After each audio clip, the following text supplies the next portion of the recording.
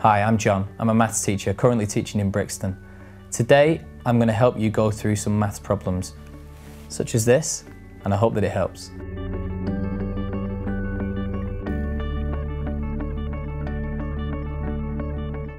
You have the two equations y equals 2x plus 3 and y equals 4x plus 1, and you're asked to solve these simultaneous equations. Well, first of all, we need to know that when we say solve simultaneous equations, what we mean is we need a pair of values, x and y, which work in both equations.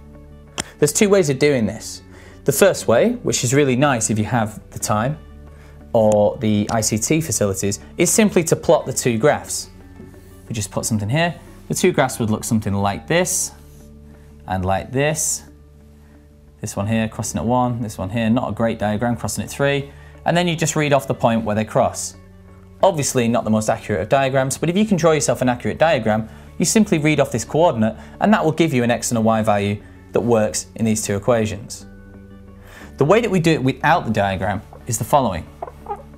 We have to notice that both are equal to y. Both equations are equal to y, which means that not only is this and this equal to y, but they are also equal to each other.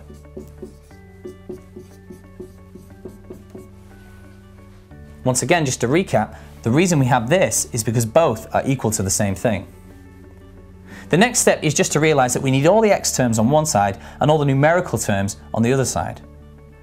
So, first things first, let's get rid of this 1. It's always a good practice to write down what it is you're doing from step to step. Here, I've written down, we're subtracting 1, and that is from both sides. Often you may hear, move the 1 to the other side.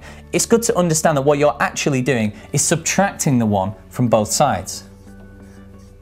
3 subtract 1 is 2. So that's where we've got this from.